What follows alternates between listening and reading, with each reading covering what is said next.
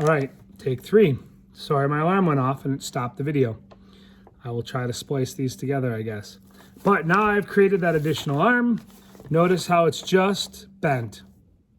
I went down and came back up. Now I'm going to wrap it around the shoulder blade.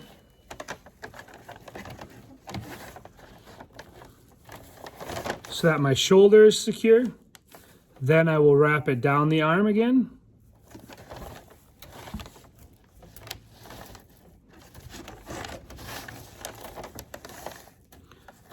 Now that I'm down at the bottom of the arm, I'm going to work my way back up to the shoulder blade.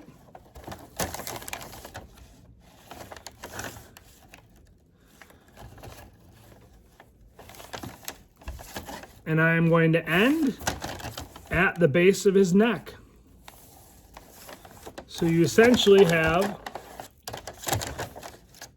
a full human body. There's your skeleton.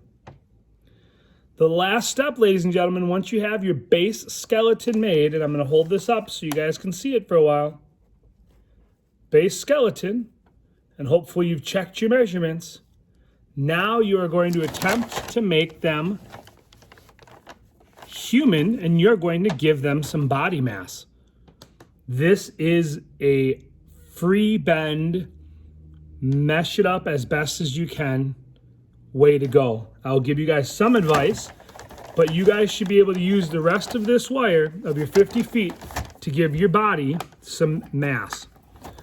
So I like, now that I'm back at the spine, to go in and bend my arms up so that they're out of my way. Yay! What I'm going to do is I'm going to try to create a bit of a rib cage. I'm going to put a couple fingers around the spine and wrap a couple wraps around the tummy. Looking at it from all angles to show that I'm giving it some mass.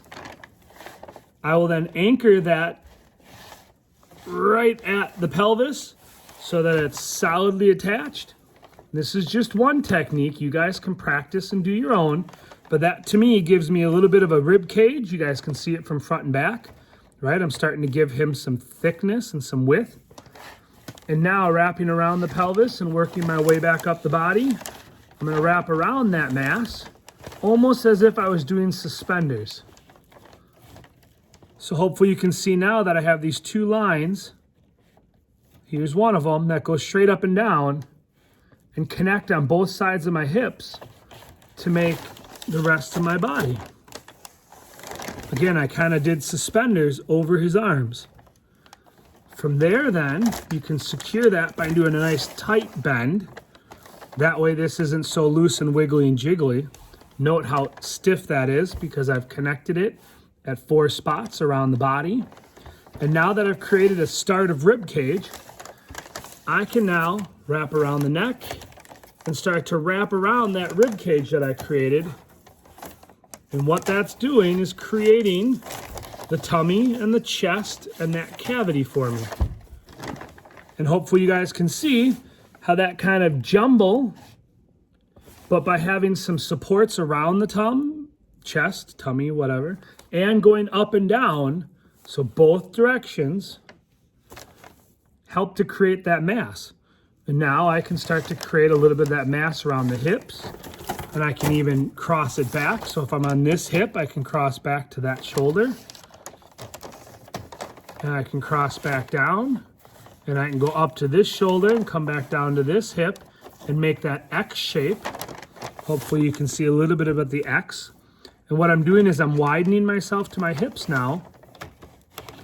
And now I can do one more, going around the torso and really starting to fatten up my guy. And again, if you want a slimmer person, just don't go as wide. You would then repeat this process to thicken up your arms and to thicken up your legs to create a finished human body. I have left all of my copper examples, or rather the rusted examples, and the flying guys in the room for you guys to check out. But hopefully these 2 videos will help you start to fatten up your folks.